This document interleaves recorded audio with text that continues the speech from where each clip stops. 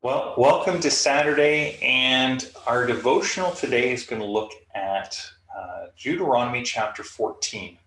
Just the one chapter, but two sections that are very different topics. The first has to do with clean and unclean food, or if you're familiar with the term kosher. This would be the section where that term would come from. Kosher law was about food cleanliness laws, about what kind of foods were allowed to be eaten and what kinds weren't. Now, I don't want to say something here that's not accurate, or at least that I don't have a strong confidence in. So I want to be careful here. I've read various theories about why certain foods listed here in these first 21 verses of this chapter, why certain animals were considered unclean and why others were clean. And I just haven't found a consensus that I find fully convincing. One aspect of it, at least, that I am confident in is that at least some of what is going on here is that animals that were carrion feeders, so like they ate off of dead things, those were unclean.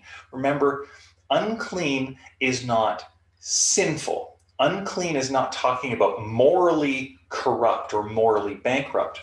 Unclean was kind of a category for it's not reflecting who God is in some important and integral way.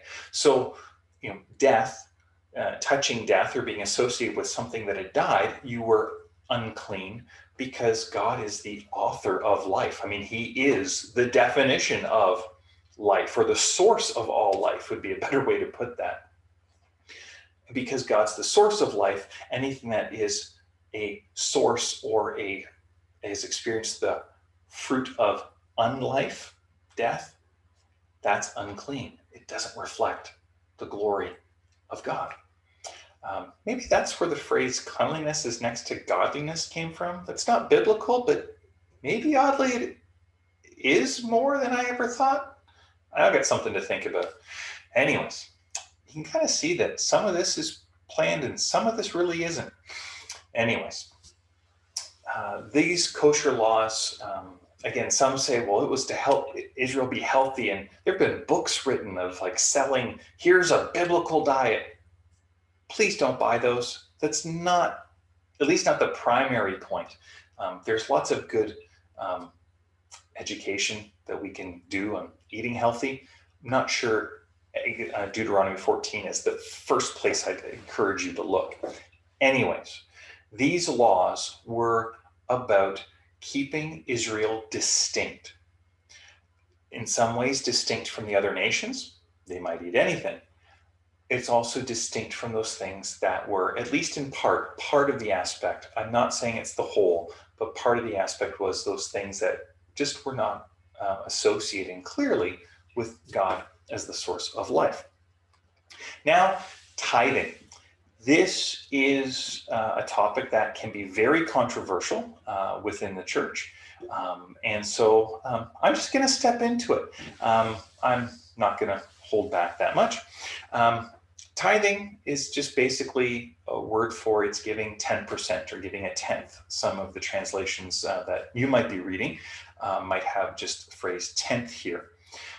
In the Old Testament, there in the covenant, the people of God were called to give in a systemic, proportional way.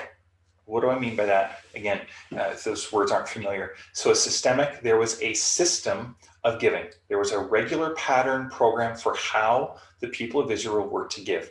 And we see that in various places. I've talked about a couple already in the book of Numbers. But there was a system in place. And proportional, it was, again, a percentage, a proportion. And in this case, it was a fixed proportion. So whether you were poor or whether you were rich, you gave 10%. Didn't matter. Now, in other sacrifices, there was a difference. If you were poor, you could bring a particular type of animal. If you were rich, you were expected to bring a much more valuable animal. Why? Because you could. And sacrifice was to cost you something. And so in some ways, there's this proportion where a lesser value animal is still proportionally as costly than to a rich person what a more expensive animal may be. Again, nothing in there is perfect proportion or exact in those animal sacrifices, but here we see those who had, and again, this was an agricultural tithe, so it was from harvest. That would kind of get translated to other trades as the economy and the nation progressed. But in this first generation, it was about when you have a harvest, you're given 10%. Now, I want to say this about tithing. In the Old Testament, there are 3 different tithes that are mentioned. One would be given to the temple for the care of the priests, and that was to be given every year. There was a second that the farmer, and again, we're thinking not just individuals, but households here, all right? So the family or the clan, whoever's kind of occupying that land and they're harvesting together, they would come together to the tabernacle, and that second tithe, they were to throw a party.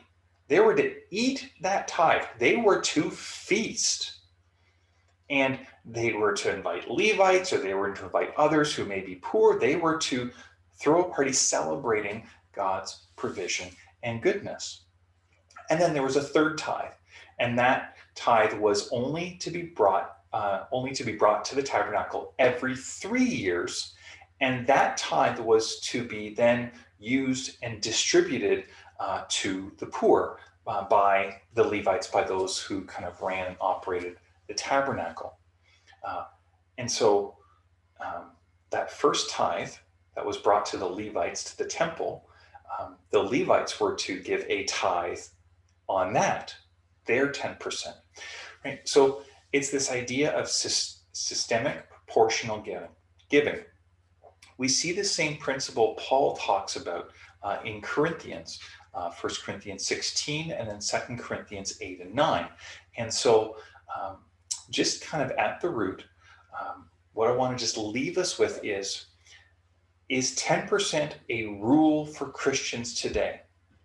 I want to suggest to you, here's the controversial part. The answer is no. We're not called, as a rule, every Christian to give exactly 10%.